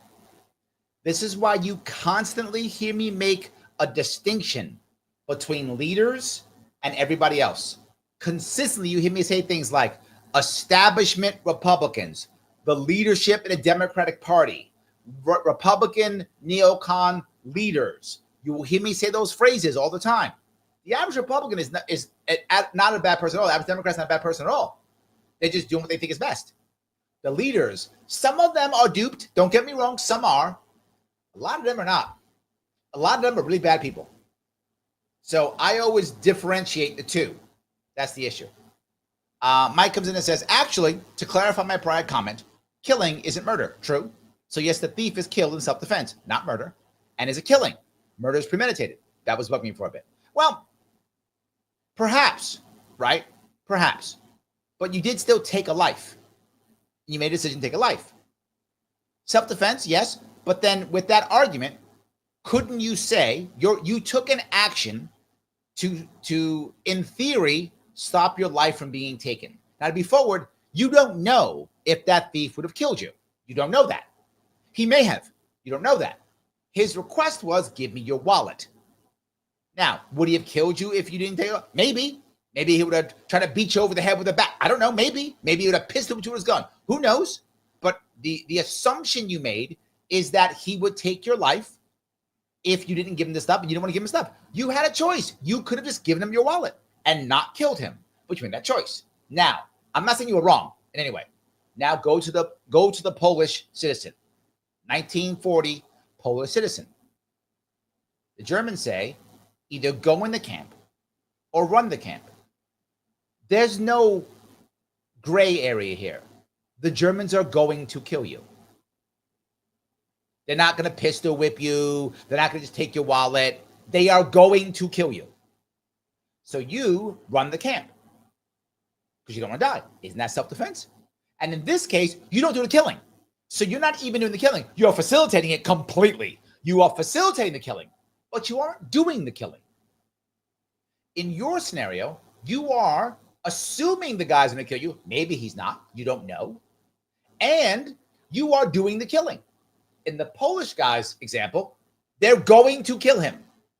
And he's not doing the killing. But you think he's bad too? My God, I see a gray area in morality here. Maybe I'm wrong. I see a gray area in morality. You could, if you wanted to, in your case, just give him your wallet. I'm not saying you should. You know I'm not saying. I'm not saying you should. I'm saying, but you could. Here's my wallet. Go off, guy. I'm not going to kill you. You could. That was an option you made. Polish guys have an option. He says no, he's dead. He has a choice in that regard for his life. So anyway, let me keep going here. All righty. Patty says Garrett's a hero. True. You are. Yes, true. Yes, I completely agree. So Phil says intellectual shortcuts are underrated. The world presents us so much information. We need to streamline sometimes. Yes, and in fact, the book Blink by Malcolm Gladwell was exactly about that. Phil, you're right. That book was exactly about that. How most of the time, when we blink and do that intellectual shortcut, we're usually right. The problem is when we're wrong, oh boy, are we wrong. That's the problem. Oh boy, are we wrong. Peace over on Rumble says, if you can't find the truth, just get distracted so you don't have to think about it. Yes. Yes, I can feel better, Peace. See, I'm worried about the world ending. I'm going to go on TikTok now. I'm just going to go on TikTok and watch some cute chicks dance, and I'll be fine. Now I feel good. So I'm watching some cute chicks dance. Life is good. I don't have to care about truth. That gets in the way. That feels bad. Brave New World, give me my drug. Yes. In each case, Intelligent, educated people abandon critical thinking in favor of group consensus and emotional certainty. When your brain and systems If our are brains rigged, and systems are rigged against us, how do we fight back? Bonhoeffer believed that breaking free from stupidity requires what he called costly grace, the willingness to think independently even. what I would say the answer of costly grace is, and many of you think I'm crazy, but I call it empathy. Empathy is not sympathy, and people get confused in those two. They say, well, I don't feel sorry for this guy. I didn't say that. Empathy is understanding, not feeling sorry for. Sometimes you should feel sorry for people. They have a loss. It wasn't their fault. You should feel sorry for that person, right? Something happens bad to them. It wasn't their fault. You should feel sorry for them. That happens, right? I get it. Empathy is not necessarily feeling sorry. It might be, but it's not required. It is understanding them. And the best example I can give you is serial killers. Yes, I said that. You watch the TV shows, the movies, right? And when the serial killer is doing his thing and we can't find him, oh my God, he's been killing people. We can't get him. He's a genius or whatever, right? Who do they bring in? They bring in the profiler. The profiler comes in and goes, oh, let me see this. And, oh, he's probably a white male. He's always a white male. He's a white male. He's 45. And because of this, that, the other thing, he'll be on 42nd Street at 3 p.m. today. And the cops go, there he is. How did they know? Well, this guy's a profiler. He has empathy. He understands the killer. So he can act effectively to capture him. And there's no sympathy for a serial killer. None at all. Depending on what state you're in, you're either going to get executed or life imprisonment, either one, right? It's going to happen. So there's no sympathy for the person, but there's empathy. I try my best to have empathy for everyone I'm talking to so that I can understand them. So I can decide, should I believe them or not? Is this cope or not? Is this real or not? Yes. Yes. All right. Oh, Mike's hardcore. Okay, Mike, triple down. Okay. Mike, triple down. He's like, get the choice you make about Poland, but there's no justification. It's still a bad choice. Made to save yourself. You now live with being a bad person. No pay deserved. Well, there we go. Mike, triple down. Okay. Dave goes, that Polish guy is desperate. True. I'm on your side, Dave. I think the Polish guy needs some grace. I think he deserves some grace. I'm not saying you let him slide. I'm not saying that. But I think you give him some grace. He literally has no realistic choice. So, yeah, that's my view. But I get it. Look, I understand. People were cruel after the war. I understand that because the Germans were cruel. I get it. I would have liked to have some grace myself. But that's just me. So, when it's painful, unpopular, or dangerous. But now we understand we're not just fighting social pressure. We're fighting millions of years of evolution and billion-dollar algorithms designed to exploit our mental shortcuts. He's not wrong. On an individual level, we can cultivate what psychologists call intellectual humility. The recognition that our knowledge is always incomplete and... You will hear me talk about that often. Understanding that you could be wrong. Right? That you could be wrong. Intellectual humility. What destroys so many people, and I bring it up often, is hubris. I think I'm the smartest guy in the room, therefore I can't be wrong. I think everyone loves me, therefore I can do anything I want. I think I'm so awesome, I can never fail. All those things are wrong. And I've had hubris in my life, and I fell from grace, and I got my ass kicked, and I don't do that anymore. There are not many advantages to getting your ass kicked. But one of them is, if you learn something, you got a good lesson you'll never forget. And for those of you who've had your ass kicked, you might be like, yep, I remember that lesson very well. I remember that. Yep, good lesson. That sticks. And they stuck for me. So that's the good thing. Some people, though, never learn. You've met them, or maybe you are one of those, never learn. They get their ass kicked, and it's always someone else's fault. It's never their fault. They get their ass kicked again. It's somebody else's fault. They get their ass kicked again. It's somebody else's fault. They never learn ever. And those people, God, are they challenging. Super challenging. All righty. Peace goes on to say over on Rumble, it's survival in case of the German soldier. My great-great-grandfather was a Yahtzee with an N. I was told he was one of the good ones, that always got himself assigned to positions with minimal violence. As you know, I have German relatives also. Mine were punished. And my uncle and my grandfather were both soldiers in the Wehrmacht. Both fought in the Russian front. Both were captured by the Russians. Both died because of Russian prison. Well, both died because of the Russian prison camps. Why would I think that Russia? My grandfather was actually a relatively wealthy German. He came from a family that was relatively wealthy. He was an officer because he was educated, and he was ordered to take care of prisoners. This is the story in the family. He refused. To Mike's point, he made a choice. And if you were an officer in the Wehrmacht, they didn't kill you. That wasn't a thing. They didn't just execute officers. They didn't do that. You were sent to the Russian front. That's what happened. Oh, you won't do as we say here in the fatherland? You will be in southern Russia. If you remember, that was actually said, if you remember, in the movie Schindler's List. Schindler literally says, when they're taking away his Jewish workers, he goes, "What's your name?" He goes, "I can assure you that by next week, you'll be in southern Russia." And that guy was like, "Oops, I'm kidding. Let me find your people." I got jokes, Schindler. I got jokes. It's all jokes. Come on, let's do this. Yes, that's what happened. And so my family members were shipped to southern Russia, where one of them fought in Stalingrad. So yeah, and both of them died of war wounds that they received there. So their overall reward for not wanting to follow those orders was a longer death sentence. They didn't die right away, but they died. Yeah, so they fought in southern Russia. That's where they went. That was the punishment you got if you were a German officer back in those days. They didn't shoot German officers. That wasn't unless you were like trying to kill Hitler or something, then you did. But if you weren't trying to do that, then yes, that was your punishment. So anyway. Potentially wrong. This means actively seeking out information that contradicts our beliefs, not to torture ourselves, but to test whether our beliefs are worth holding. This is also one of the reasons why when I ran for office, I did live events. It wasn't just because I want to meet people. Of course I do.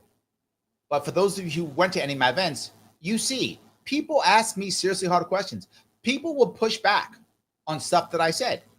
That's how I could go on the big shows and talk for 2 hours on the stuff I talked about, because people would give me pushback. And I'd have to go down and walk through this and have these conversations so that I can figure out, yes, I know I am right. Why? Because I've been through the conversations. I've talked through these things. That's not easy to do, but it's a better way of doing it. Here are some concrete practices that can serve as your daily resistance against intellectual surrender. First, practice intellectual friction. Set aside time each week to read thoughtful arguments from people who disagree with you, not to change your mind necessarily, but to test whether your convictions can withstand. Or you can just do what I do. Number one, watch my show. Number one, he should put that. Why didn't he go? First thing you do is watch the Sharpe Way show. Yes, first thing. The rest that's all secondary. First thing. But you do what I do. I literally have a YouTube channel, YouTube account that watches like TYT and Sam Cedar's, report. What is it? Majority Report. These are all left-leaning. Yes. And I have those that, put up, that show me all the Matt Walsh's. So I brought up Matt Walsh. That'll pop up. If anything I think matters pops up, I'll watch it. I don't watch any of those shows every day. But as they pop up, does that matter? Does that matter? Most of the shows these guys do is just like, it's the news, whatever. Most of the news is useless. Most of the news will be forgotten in 2 weeks. Most of it will. That's why I rarely cover news. I cover things that I think will have a lasting effect for you. That you will go, remember that show Larry did on that thing? That's what I'm trying to do. Now, clearly, I don't always do that well. But that's my goal. My goal is for you to go, I remember that show Larry did a show. Remember I did a show on that? That's my goal. Not Larry covered the news. So what? 1,000 people cover the news. That's why I don't do it. I cover the news when I think it's critical. These guys often cover the news, so I don't watch the show every day. So, but that's one thing that I do. Also watch this show. I'm always getting people on here who are saying I'm wrong or I'm right or going back and forth, that kind of thing. And I don't take any of it personally. I don't. Even when they attack me personally, you can see I don't take it personally. I don't care. I don't take it personally. I assume because of empathy that they have made me some monster in their head that I'm actually not. Kintsugi says, do you think people can use empathy to manipulate others? Of course. Kintsugi, yes. Of course. No doubt. Of course. They do it for good and for bad, right? What if I want to have an important friendship, someone I care about, and I want that person to like me? So what do? And this could be for good reason. I want the person to like me, so I use my empathy to understand them, and I do something that they would like. Or I give them a gift that they would enjoy because I look at them. When my daughter was younger, she wanted to give some gifts to her friends. And she said, oh, I'm going to get her this because I like this. And I'm like, okay, sweetheart, I'm glad you like this. Would she like it? What do you mean? You're going to get her a gift, right? Yeah, I like this. I know you like it. Sweetheart, would she like it? Oh, that's empathy. So in that case, I am using empathy with my daughter to manipulate someone. I am. But in this case, I'm doing it because I want my daughter to make her friend happy. Now, could I do the opposite way? Of course. What would she like? That. Good. Then ask her to favor to do the bad thing. Sure. Empathy is a tool that can be used both ways. There's a thing. There's a thing called cold reading for people who are like psychics, right? There are two types of psychics. There are psychics and there are mentalists. What's the difference? Mentalists are honest. I'm not joking. A psychic tells you they can speak to the spirits or whatever. They can't. But they say they can, and then they tell you all these things. A mentalist says, no, I'm doing tricks, and it's going to impress you like a magician. That's the difference. Otherwise, they're the same kind of person. One lies to you or is delusional and says they're psychic, talk to the dead. They don't. They say that. And the other one doesn't say they talk to the dead, say they're using tricks, and then they do that. That's what empathy can be used to manipulate people at a positive or negative level. If I'm a mentalist, I'm getting you to give me money so you watch my show, but I'm not trying to make you think that, whatever, your long lost uncle wants you to give me his house, right? Whatever. If I'm a psychic, I'm trying to do the same thing, but I'm lying to you because psychics don't exist. But it's fine. You can believe them. Go ahead. They don't exist. They're mentalists. This thing called cold reading. What does cold reading mean? There have been many shows on this, so many of them. One of the most popular ones probably is a guy from England. His name is Darren Brown, very popular mentalist. Probably one of the most popular ones still around. He's very good at it. And what he does is he's able to use common sense and do cold reading so that he could figure out what you're thinking about and how you act. So in this case, Kintsugi, you might say something like, I'm going to lie to you. I'm a psychic and I can talk to the dead or whatever, which I can't, but I say that. I'm lying to you now. And I go, your grandfather. Oh, your grandfather. Oh, I think it's maybe it's your grandfather. Oh, an older gentleman. It's an older gentleman who passed away. And you go, my Uncle Bob. I go, your Uncle Bob. I just said old man who passed away. You said Uncle Bob. I now use that. You now tell your friend, Larry knew that my Uncle Bob passed away. No, I didn't. I just said some older guy passed. You said Uncle Bob. What? That's literally confirmation bias. You wanted me to be a psychic. So when you said Uncle Bob, you said I knew it. I didn't know it. And then I go, Uncle Bob, he's telling me the book. Oh, he loved that book, 1984, because he was watching the show.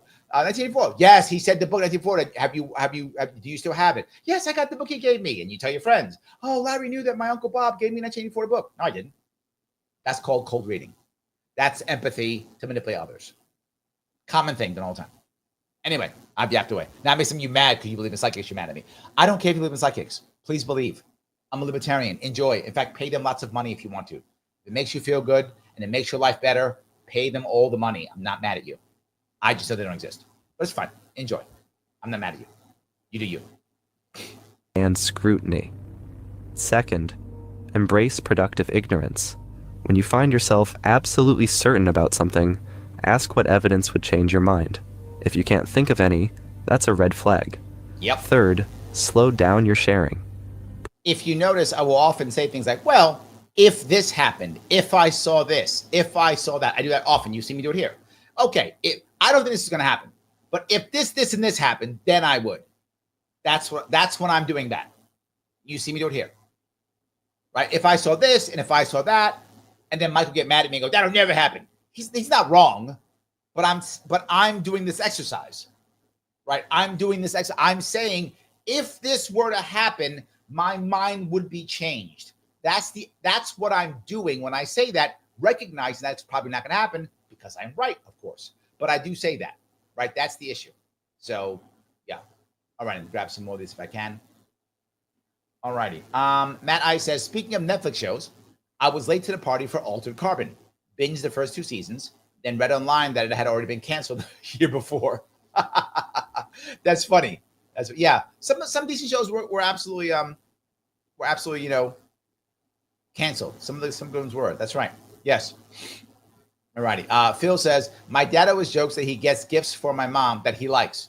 He bought my mom a very nice rifle last year. No, he didn't. That's good. Yeah.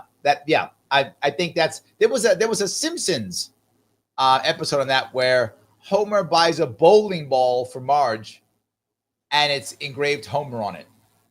So yeah, I remember that. That was a joke from back in that day. So yes. Gene says, my grandmother's family left Germany to avoid being forced to fight on the German side in World War I. The family members who stayed in Germany were sent to the work camps in World War II. Most of them did not survive. Yeah. I know. It wasn't great. Yes. Kintuya says, I don't believe in psychics, Larry. No worries. Lol and thanks. You can if you want to. Enjoy. I'm not mad. Whatever works. Yes. Adrian says, I went to a reading and they sent me a message from my mother. I said, oh, that's from my auntie. She got mad and insisted it was my mother. I didn't go back. That's very good. That's good. See, she messed up. She should have said, no, yeah, right, auntie. And you go, Jane, right, Auntie Jane. Yes, that's what she should have done. She's not good at this. I'm actually pretty good at cold reading. I will sometimes my friends pretend I'm a psychic, and people will buy it. It'll be fun and interesting, but I'm not. Obviously, I'm a weak, funny mentalist. I'm not a good mentalist. There are good mentalists out there who are very impressive, right? In fact, there was one of them recently on Joe Rogan, who, if I remember right,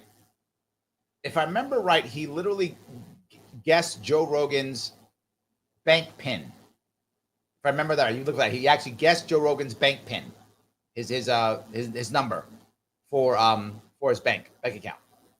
He guessed it. He's not psychic. He tells you, I'm not psychic. He's a mentalist. That's how that works. Yes, absolutely. Oh, Peace. Okay, yeah. Peace was thinking the same thing I was thinking. All right, Peace says, so on psychics, watch Joe Rogan Experience 2332, Oz Perlman. It's a recent episode.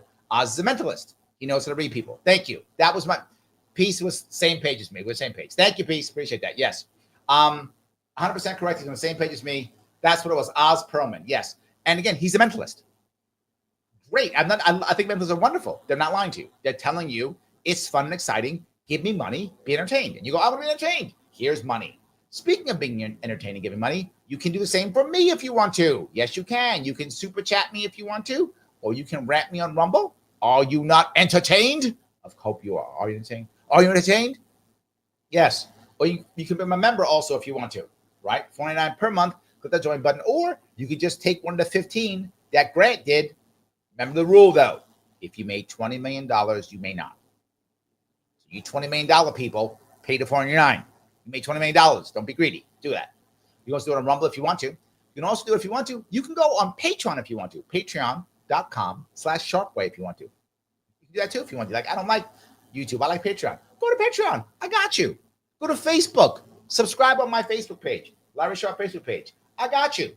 Whatever you think is appropriate, we can take care of it. The more that we make here, the more time that I can spend on this. But no matter what, click the button known as Lima, India, Kilo, Echo. It's free. It's free. And if you don't click that button, then you hate the children. That's it. It's true. I didn't make the rules. I did. But still, it's true. Before posting anything online, take 60 seconds to verify it from an independent source. All right. That sounds good, but that's BS. If you ever notice what I do is I'm almost never the first to post. If you notice, I'm almost never the first to post. I don't jump on things. I wait because I don't know if they're true. I don't know what the right take is on it. So I often wait. That's my view. Now, a lot of people will run and jump on board. I get it. That's not me. Brief pause can break the algorithmic cycle that feeds on our emotional reactions. Finally, practice saying, I don't know, when you actually don't know something. In a Yes. world that rewards confident ignorance over humble uncertainty. This is true. Talk like you know and say you know, and people go, that guy's great. And I'm like, sometimes I'm not sure of those things. Last night when you guys asked me about the when it was the riots in California, I was like, I didn't see him. I could have lied and went, oh, it's terrible. Oh, it's great. I didn't see him. So I told you that. It's true.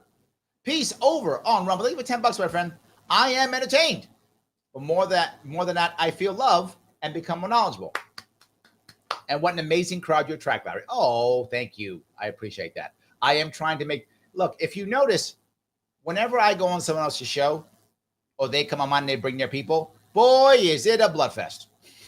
Boy, is it a bloodfest.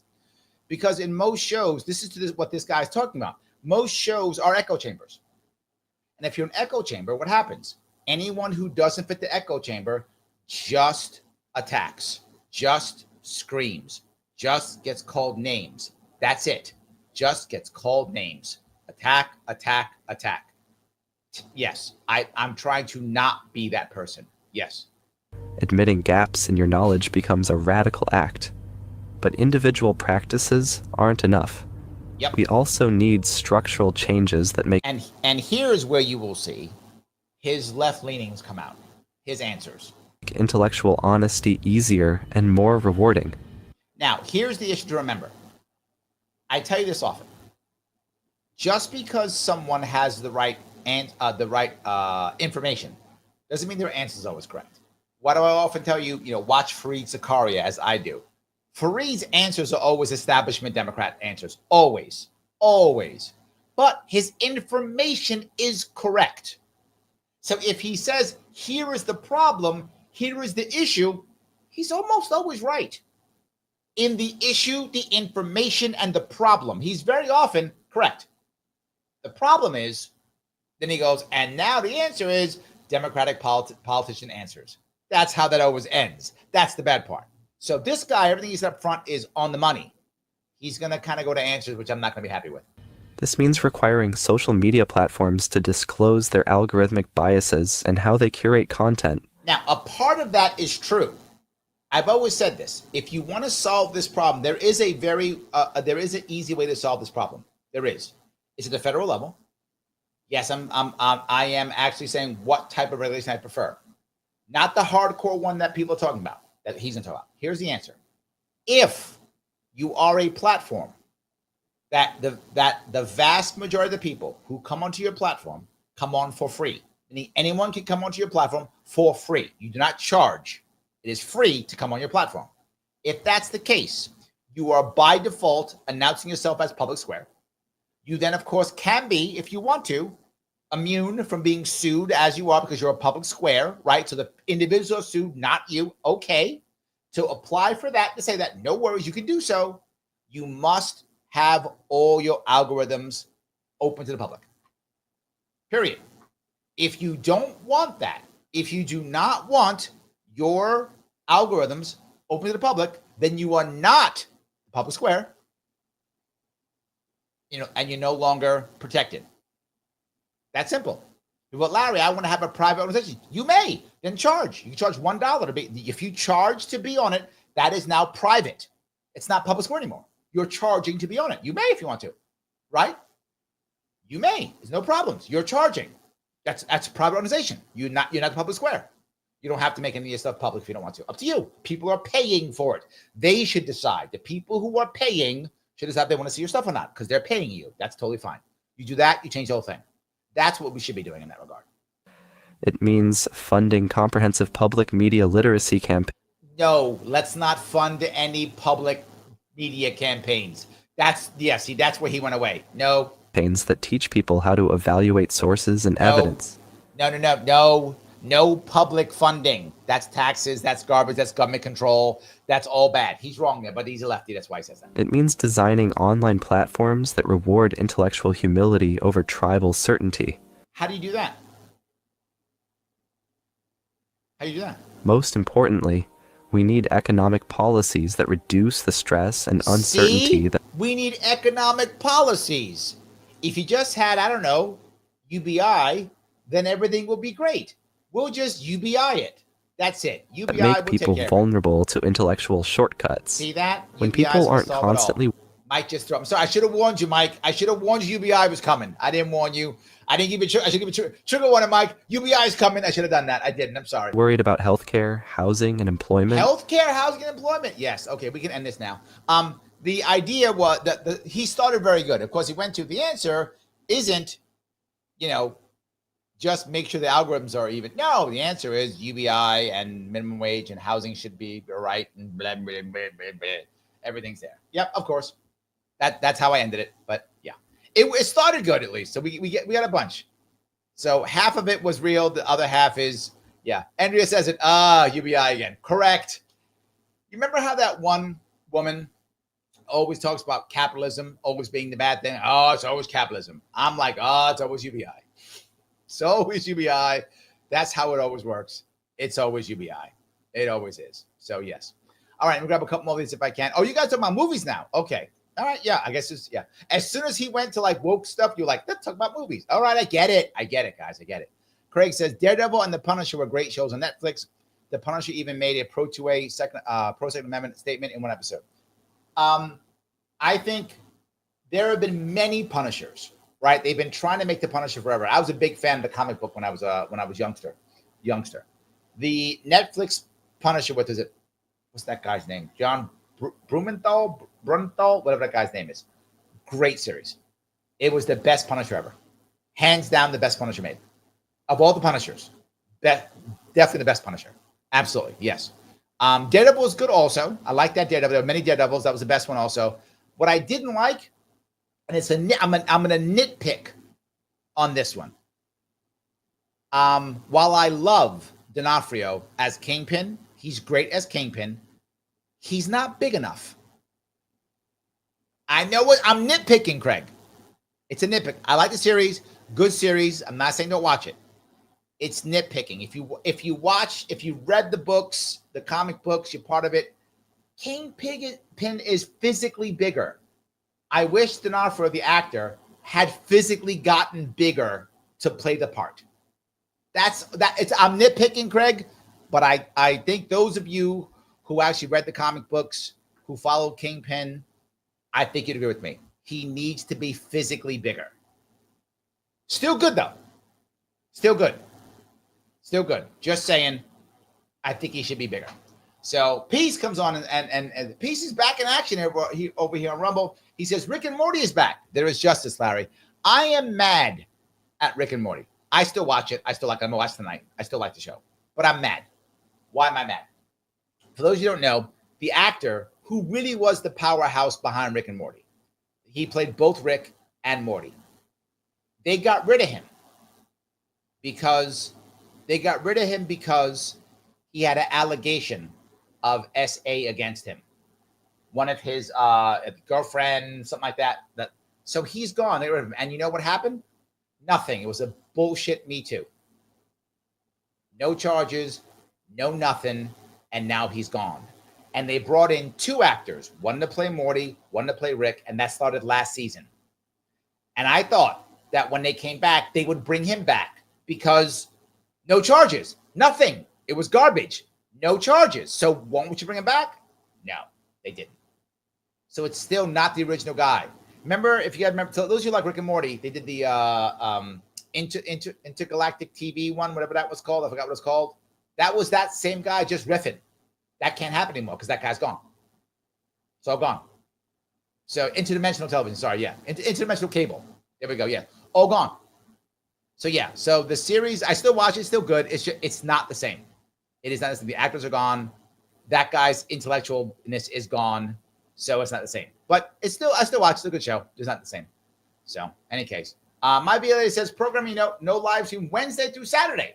But follow Freedom Fest on the usual social platforms to see Larry, possible Larry content. I will be live streaming from Freedom Fest in Palm Springs Wednesday, Thursday, and Friday. So I will be Thursday and Friday. I'll be live streaming Thursday and Friday. I will be live streaming from there during the day there, which probably evening here. So you might get evening from me anyway. Could happen. Absolutely. So, alrighty. Roger, thank you for the $2, my friend. He says King Kong Bundy would have been perfect.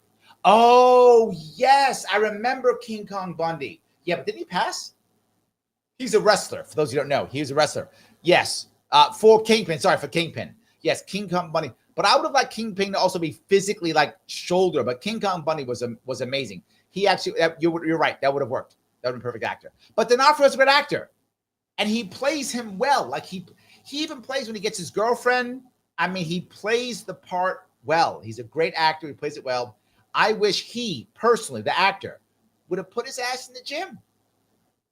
Now, it's challenging to play Kingpin because Kingpin is physically big, but also heavy. So you got to become almost like wrestler big, right? Like a little heavy, but also physically big. Kingpin is huge. And D'Onofrio's a big guy. He's not a little guy. He's a big guy. But I wish he would have gotten bigger. I'm nitpicking. It's still a good show. Still, I don't want to be mean. It's still a good show. I'm just saying, I think that's what he should have done. So anyway, yes. Anyway, I'm going to keep. Yes. All right. Michael says Kingpin on Ozempic. No. Lunatic, $5. Thank you. UBI equals welfare. Skills equals production equals barter. Being deaf, blind, and mute are no longer excuses. It's willful ignorance. Human cooperation is literally free. I'm gonna hit both of these. Yes, UBI is not a good. I'm not a fan, Lunatic. This goes back to my empathy piece that I keep talking about. Clearly, I'm not a fan. I've spoken against it more than once. It doesn't mean that I don't understand why people want it. That's the empathy piece. I understand why people want it. I do, even though I disagree with it. We have to find a better answer because you're right. It's just welfare. You're right. It's not going to help. And that's not true. It will, as all these things, there'll be an initial positive bump. There always is. Then decline, as it always works. The market corrects and it declines and it's a disaster. Yes, I agree. There is a price to not joining the system. There is a price. It's a social price. You become the oddball. You become weird or different if you don't join the system. That's why we just were watching. This guy's talking about it, how people just join the system. It is human nature. So we have to have more leaders like myself and others who are talking about exactly that and try to be able to not be just part of the system. I agree. Yes, I agree.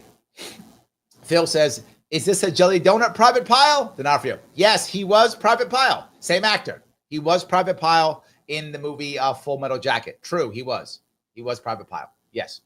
So Mike says, at Larry, Kingpin is sumo big. Yes, sumo wrestlers are physically big and heavy. They're both. That's my point. D'Onofrio's not that. I would have preferred him to be bigger. Again, I want to be clear. I'm nitpicking. Mike, you know I'm nitpicking. Still a good show. But when I wanted to see Kingpin, I wanted him to be bigger. To your point, sumo big. I wanted him to be big. That's what I wanted. That's all I'm saying. Still good show. Daredevil's good. You should watch it. If you like that kind of thing, if that's your thing. It is, I can't think of a better portrayal of Daredevil. Yeah, Netflix did a good job of it. There's no better portrayal in my view of the Punisher. I can't believe that portrayal. And there's 4 Punisher movies? 3? Something like that? I'm not sure. Something like that. But yeah, and I don't think of a better one. So your point's valid, Mike. I want him to be bigger. That's what it's a minor thing, but it just sticks a little bit in. I'm like, oh, why can't he be bigger? I can't. I mean, because when he beats up the Punisher, I'm like, you ain't big enough to beat him up. In the book, you were. In the comic book, you were. But in the movie, you gonna get beat up. Just saying, Yeah. So Joel says, Michael Clark Duncan was king. Yes, big. Yes, big. Agreed. Yes, absolutely. Joel says, ugh, on a sci-fi topic, I just saw a Facebook post that Star Trek Deep Space Nine is over 30 years old. I'm old now. Okay. I watch still the regular Star Trek from 67, 68, 69. Yeah, I'm older than you, Joel. Stop. I'm older than you. So, yes, 100%. I'm older than you. Guys, I'm asking one more time if I could. Please click the like button. It does matter. It is important. Please click it. I bug you so I can get more people to watch. I came here on Sunday night because I'm not going to be doing shows for at least 3 or 4 days next week. I am doing a show tomorrow, radio show on Tuesday, another show on Tuesday. I will be doing at least 3 shows coming up here, but then I'll be off for a couple of days. So that will be challenging for me. So please, if you click the like button, please do so. Please share this. If you don't share this, what's the bad thing? Then you like UBI. Done. See that? Then you like UBI. See that? You love UBI. If you don't share this, repost this, you love UBI. You think it's a solution for all things. That's you. Don't do that. Share this, repost this. It's the answer. Please do so. Absolutely. Guys, remember the new algo rhythm likes if you post afterwards. Please post afterwards if you would. After this is over, it does matter. I'm going to ask you if you could, please let me know what you think about groupthink. Have you seen it happen? Is it hurting us? Is it too much? What do you think about groupthink? Groupthink is an issue. It's a problem. We have it everywhere. How do we fix it? What's the worst? Who's the worst culprit? Is it social media? Is it the globalists? Who is the worst one when it comes to groupthink? What do you think about that? Please let me know. And remember, if this is not live, you're going to see 2 videos pop up right here. Please click on one of them and watch for at least 8 minutes. Mr. Rhythm loves that too. I will see you all very soon.